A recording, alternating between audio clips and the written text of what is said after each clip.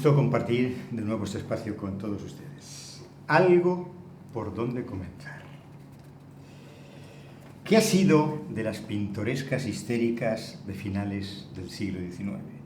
¿Dónde encontrar hoy aquellos desmayos espectaculares, esas siluetas tan delicadamente femeninas de la literatura romántica decimonónica, desplomándose magistralmente después de un traspiés incierto?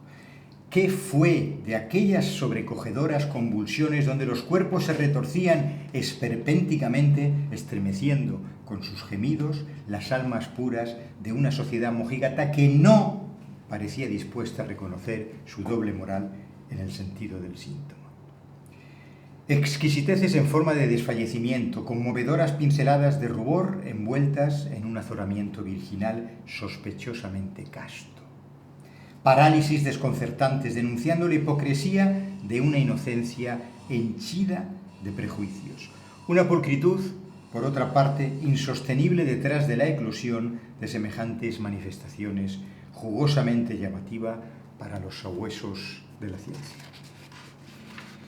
Cegueras, tics, contracturas, llanto, risas, apatía, voluptuosidad, estigmas sensoriales y motores en los que permanecía atrapado el significante mujer. Como si la mujer no tuviese otra posibilidad que la de ser histérica. ¿No es cierto, Silvia? Sí. Pues qué tal si nos ilustras con esta apasionante historia de la etiología de la histeria y el nacimiento del psicoanálisis. Venga, vamos a aceptar la invitación. Pues vamos a aceptar la invitación de José y vamos a hablar un poco de la historia de la histeria, que por cierto es bastante larga. La historia de la histeria ha sido un enigma desde la antigüedad. Los intentos de dar una explicación pues han variado según el contexto histórico en el que se han producido, como evidentemente toda la realidad del ser humano, porque todo conocimiento o todo saber humano está situado contextualmente, es decir, depende del momento del pensamiento humano donde se sitúe. Y desde este punto de vista podemos decir que en la histeria hemos encontrado explicaciones pues desde religiosas sobrenaturales hasta animistas y organicistas, hasta lo que nos propone la ciencia moderna hoy día aún, que está, diríamos que está basada en la explicación en términos del sistema nervioso.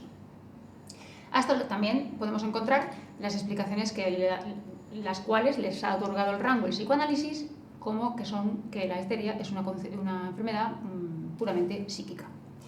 Dicho esto, que es un poco situar el conocimiento de la histeria y de la salud mental, pero también otros, porque es que en pocas palabras es un conocimiento más, ¿no? Vamos a empezar a explicar la histeria hablando de la etimología de la palabra. La etimología de la palabra histeria proviene de histerum, en griego, que significa útero o matriz. Esta palabra surgió en base a las explicaciones que se le daba a la enfermedad. Es decir, estaba basada en una anomalía del útero y, por tanto, una perturbación característica de la mujer. Dicho esto, vamos a intentar abordar la historia de la histeria en una línea progresiva, desde atrás adelante, basada en los datos sucesivos que pues, hemos obtenido de la histeria, en la historia. La historia de la histeria parece un trabalenguas esto. Los primeros datos que tenemos de la histeria provienen del antiguo Egipto, de la civilización egipcia. Tiene un papiro, el del papiro Kahun, que es un texto médico que data del 1800-1900 a.C. Se escribió entre estos siglos. Los egipcios intentaron explicar la enfermedad con una concepción organicista, es decir, basada en una parte del cuerpo, un órgano, y también animista, otorgándole al útero una vida independiente, con vida propia, ¿vale? Que viajaba al tórax y al resto de miembros del cuerpo produciendo la enfermedad. ¿Qué enfermedad? Pues los síntomas de la histeria, convulsiones, parálisis, anestesias, globo faríngeo. Todo esto se explicaba por esta migración, por esta movilidad que tenía el útero cuando se alteraba. El tratamiento, evidentemente, que se aplicaba pues, estaba basada en el órgano en sí, es decir, baños vaginales, que devolvían el útero a su sitio. Pasamos de los egipcios a las civilizaciones clásicas, la antigua Grecia y la antigua Roma. Los datos que tenemos, por ejemplo, los obtenemos del filósofo Platón, del 360 a.C., que en su obra Trimeo describe la enfermedad poniendo el acento de nuevo en el útero de la mujer y explicaba que esto se debía a falta de relaciones sexuales y el deseo de tener hijos. Por lo tanto, ya os podéis imaginar cuál es el tratamiento. El tratamiento va a ser relaciones relaciones sexuales, embarazos y masajes uterinos. Después de Platón tenemos a Galeno. Un siglo después, en el siglo II a.C., continúa el modelo griego. Pero atención, Galeno va a decir que esto de que el útero viaje, esto es ridículo. ¿Qué es esto de que el útero tenga vida propia y se vaya por el resto del cuerpo a provocar alteraciones? Entonces, Galeno, en este sentido, se aleja de la concepción animista, pero continúa con la concepción organicista porque sigue siendo el órgano, el útero, el que causa la histeria. Galeno afirmaba que lo que produce la histeria es una retención, un estancamiento de la retención seminal femenina por falta de placer sexual. Eso es lo que causaba los síntomas. ¿Por qué? Porque producía irritación nerviosa de los nervios. Galeno va a añadir además que no solo en la mujer se daba esta histeria, la enfermedad histérica, sino también en el hombre por el mismo motivo, es decir, por falta de relaciones sexuales, de placer sexual y por el mismo motivo, por una retención, un estancamiento del líquido sexual masculino. Hemos dejado el Antiguo Egipto, hemos dejado la Antigua Grecia, la Antigua Roma y ahora nos metemos en una época que seguro que todos conocéis porque, no puede salir más en las películas, la Edad Media. La Edad Media es una época oscurantista, donde ya sabéis que esta palabra se utiliza en el sentido de que el conocimiento estaba restringido y limitado y solo estaba, digamos, recluido en lo que va a ser el dogma religioso. Es decir, el único conocimiento pertinente y verdadero va a ser el conocimiento religioso. Además, se prohibía la libre expresión en este contexto y este conocimiento era de unos pocos, es decir, de las personas que estaban en el ámbito religioso o de la aristocracia y la nobleza. Con el auge del cristianismo, supongo que ya imagináis que esto va a dar un giro radical. Entonces, la histeria ya no es una enfermedad, sino que va a ser, digamos, se va a dar una explicación sobrenatural. ¿Por qué? Porque esto de que la nula relación sexual provoque síntomas y las recetas sean las relaciones sexuales, en esta época podéis imaginar que resulta muy escandaloso. Entonces se va a cambiar, se va a dar un giro a estas explicaciones y va a ser una causa, digamos que la histeria es un producto del mal. Los histéricos estaban o tenían un pacto obsceno con el diablo o con fuerzas del mal y entonces se hablaba de posesiones, de brujería y este tipo de relaciones con el diablo. El tratamiento ya podéis suponer que se trataba de exorcismos, quema de brujas y todo este tipo de aberraciones y que son característicos de la Inquisición. Bueno, ya saliendo de la Edad Media, hemos dejado, vuelvo a repetir, los egipcios, la Grecia clásica, la Edad Media, entramos en el Renacimiento, en el siglo XVI. Llega Paracelso. Con Paracelso volvemos, menos mal, a la histeria como enfermedad. Abandonamos los postulados demonológicos del medievo y también la propuesta organicista del útero como causa de la histeria. Es decir, aquí se inicia una aproximación humanitaria centrada en el ser humano, que es a partir de lo cual se va a intentar dar una explicación a la histeria. Y esta explicación va a tener en cuenta el factor psíquico en la causación de la enfermedad, y no tanto del útero, del órgano, sobre la mente. Esta consideración va a ser muy importante porque va a abrir lo que va a ser un debate muy largo sobre la causación de la enfermedad mental y también la histeria, en tanto en cuanto se va a debatir entre lo físico y lo psíquico como causación de esta. En el siglo XVII ya viene la Ilustración y, como también sabréis, grandes avances en la medicina y con el método empirista. En el siglo XVIII, en pleno debate cuerpo-mente, sigue existiendo una vinculación entre la histeria y la mujer. La hemos visto con Paracelso, pero por lo menos ya se ha descartado esta idea del útero en movimiento, es decir, de la concepción animista. En esta época tienen lugar importantes cambios en la salud mental, ya que se devuelve a los enfermos la consideración de enfermos, de humanos, y no de degenerados o personas que deben estar, digamos, alejadas de la sociedad. Se le da la consideración de enfermo al enfermo mental. Y se establece la importancia de un tratamiento médico para abordarlos. Esta novedad la introduce Philippe Pinel, que es un médico y se puede considerar el primer psiquiatra de la época. Pinel además añadió que él defendía la influencia de lo psíquico sobre lo somático, en la enfermedad mental. Y va a decir que la enfermedad mental se puede producir por un conflicto entre cuestiones morales de la persona y que entran en contradicción con sus pasiones o excesos que pueda pensar o que pueda hacer. En la misma época, pero en dirección contraria, el médico y químico escocés William Cullen, que fue el que patentó la palabra neurosis, va a tener una concepción somática. Al revés que Pinel, va a decir que no, que es lo somático lo que produce la enfermedad mental y por tanto la histeria. Va a decir los trastornos emocionales se producen por alteraciones del sistema nervioso, de los líquidos neurales, de los fluidos neurales. Y eso, su alteración, va a provocar la enfermedad. Bueno, ahora hemos llegado ya al siglo XIX, ya hemos atravesado la época de los egipcios antiguos, la época clásica, la Edad Media, la Ilustración y el Renacimiento.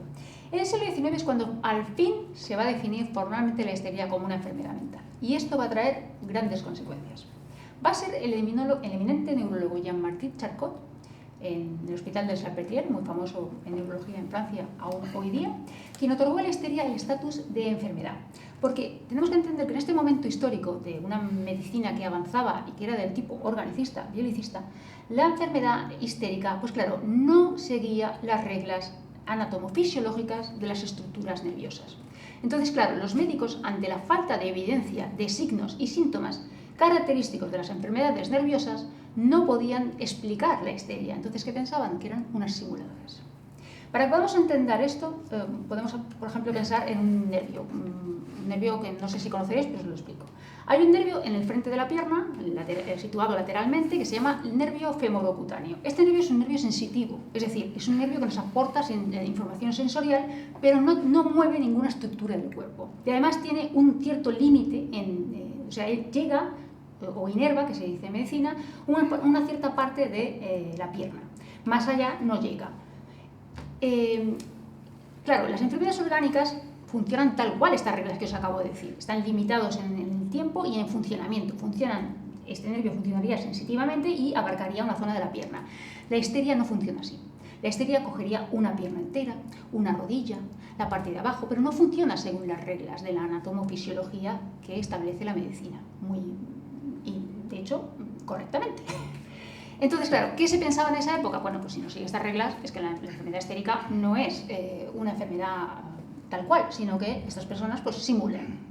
Charcot otorgó a la histeria el estatus de enfermedad. Además de eso, va a decir que es el primero en establecerlo, en que es una enfermedad psíquica. Lo único que podemos además añadir de esto es que va a establecer la causa en problemas en el sistema nervioso. Es decir, es una enfermedad que tiene origen en el sistema nervioso, ya sea con un componente hereditario o un componente traumático, pero va a producir una enfermedad psíquica. Freud fue a ver a Charcot al Hospital del Salpêtrière para aprender neuropatología y aprendió de él que la histeria es una enfermedad mental y por tanto no era una enfermedad simulada. A consecuencia de eso, Charcot, durante esta visita que le hizo Freud, propuso a Freud que escribiera un texto que se titula Estudio comparativo de las parálisis motrices orgánicas e histéricas, que fue escrito en 1888 a 1893. En este libro explica un poquito lo que os he comentado, es decir, qué diferencia hay entre una enfermedad orgánica, neurológica, con base en la biología, en el funcionamiento del sistema nervioso, y una enfermedad histérica. Entonces ahí va a explicar un poco lo que os acabo de comentar. Es muy interesante leer este texto porque no solo podéis ver en él lo que os acabo de comentar como ejemplo, sino qué más reglas sigue el sistema nervioso que la histeria no sigue. Entonces, por este punto es muy interesante verlo porque se ve claramente la diferencia. Freud volvió a Viena, al Hospital General de Viena, y sus teorías pues, no se acogieron nada bien. Entonces abrió un consultorio y empezó él su propia investigación de las enfermedades nerviosas. Por esta época fue cuando empieza a colaborar con un tutor y amigo suyo, que es Joseph Breuer, que es fisiólogo y médico de cabecera muy famoso en esta época. Fue junto a Joseph Breuer que a finales del siglo XIX empiezan y establecen a elaborar la teoría del trauma, que pone el acento en que la histeria no es O sea, es una enfermedad psíquica, pero es producto de un acontecimiento externo, material, que produce un trauma psíquico en la persona. Entonces, ya tenemos a la histeria como enfermedad mental psíquica, es decir, tiene un origen psíquico, no nervioso y biológico, como decía Charcot. Y además, esta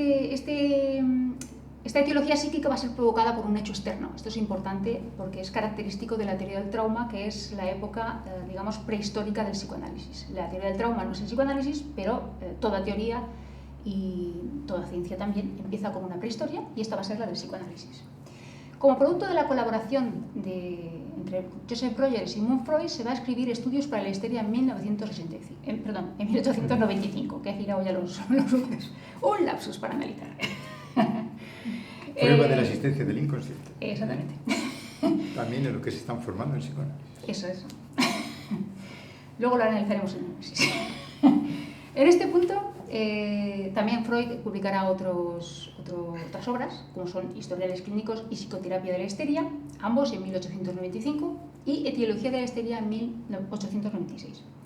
Luego también escribirá, un poco más adelante, en 1898, la sexualidad en la teología de la neurosis. Estos textos, la histeria era tratada en estos textos con el método catártico.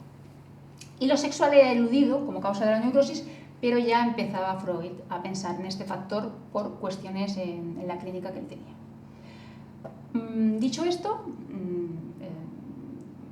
posteriormente de este trabajo en conjunto con Joseph Breuer, Freud se separa de esta línea teórica de la teoría del trauma y empieza a construir la teoría psicoanalítica.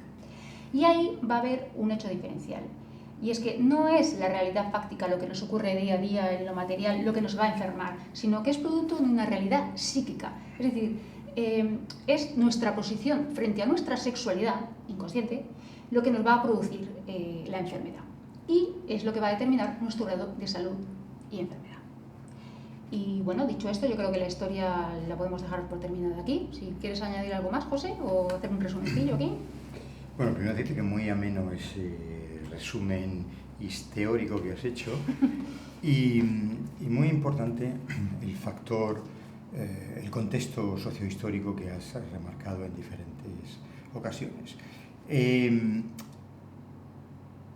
Las estructuras de pensamiento son estructuras de larga duración, lo que quiere decir que en el caso de los trastornos psíquicos, la ausencia del síntoma o determinados síntomas, la pregunta que les leí al principio en ese párrafo, ¿qué fue de aquellas histéricas, ¿no? Del gran ataque histérico? Que no tengamos hoy en día la misma sintomatología del gran ataque histérico no significa que la histeria como estructura, como posición dentro de la estructura neurótica, para hablar con propiedad, haya desaparecido. Ya iremos viendo más adelante los capítulos que dediquemos al síntoma, y en concreto cuando hablemos de esta posición neurótica tan particular que es la histeria, pues toda la evolución de lo que ha marcado en esos estudios comparativos, ¿no? A requerimiento de Charcot que hace Freud, que los trastornos somáticos o los trastornos funcionales se siguen manteniendo, aunque ya tengan un recorrido muy distinto a esos tics, esas contracturas, esos arqueos casi demoníaco-gozosos, diría Sigmund Freud, que tenían pues a finales del siglo XIX. Algo que, por ejemplo, se puede entender es en un delirio paranoide, por ejemplo, del siglo XIX, en cuanto al contexto histórico y al contenido del delirio, a nadie se le ocurría pensar pues, que uno podía estar observado por la órbita del Voyager o cualquier satélite espacial. Entonces, que no marcara ese contenido histórico no significa que el delirio haya cambiado de estructura. Bueno, me pedías una especie de resumen. Vamos a intentarlo, y haciendo referencia a aquel cuadradito del vídeo anterior donde marcábamos una separación de la etapa preanalítica y la etapa psicoanalítica. Aquí el resumen lo he establecido en cuatro etapas o 4 puntos diferenciales, sobre todo remarcando lo último que ha dicho Silvia. Primero tenemos ese distanciamiento de Charcot, que venía sosteniendo, como ya he marcado, una etiología neurológica, cuya causa tenía que ver con una herencia. Segundo momento, donde al principio Breuer, con su mentor, el mentor era Joseph Breuer junto a Sigmund Freud, pensaban que la causa de la histeria se debía a esa relación simbólica que producía síntomas somáticos. Pero el trauma era un trauma en general, es decir, el trauma podía ser cualquier tipo de trauma. En estos dos primeros momentos, o estas dos primeras etapas, la podemos englobar en el periodo preanalítico. A partir de aquí empieza literalmente el divorcio científico entre estos dos profesionales que llegaron a ser amigos, ¿no? Joseph Breuer y Sigmund Freud. ¿Por qué? Porque Sigmund Freud dará un pasito más, o un pasazo más, según como queramos verlo, y se diferenciará de Breuer al plantear que el trauma no era cualquier trauma, sino que tenía una etiología sexual. Aquí estaba en ese momento Freud descubriendo, incluso con su propio análisis, toda la cuestión del complejo de Edipo, de la sexualidad infantil, cosas que iremos viendo también en el bloque correspondiente a la sexualidad. Sin embargo, Freud, estaríamos en el punto cuarto, dará un pasito más al plantear que lo traumático no es la sexualidad como algo fáctico, desagradable que haya ocurrido, sino que lo traumático es la sexualidad en sí. Por tanto, a la sexualidad le estamos dando ya un matiz de estructurante. Es el momento donde Freud va a plantear dos tipos de realidades, pasar a la teoría de la selección paterna, de que un acontecimiento traumático en la vida real es el que provoca la etiopatogenia de la neurosis, y donde empezar a hablar del mundo psíquico, de la realidad psíquica, en concreto de las fantasías edípicas, en ese caso de sus pacientes histéricas.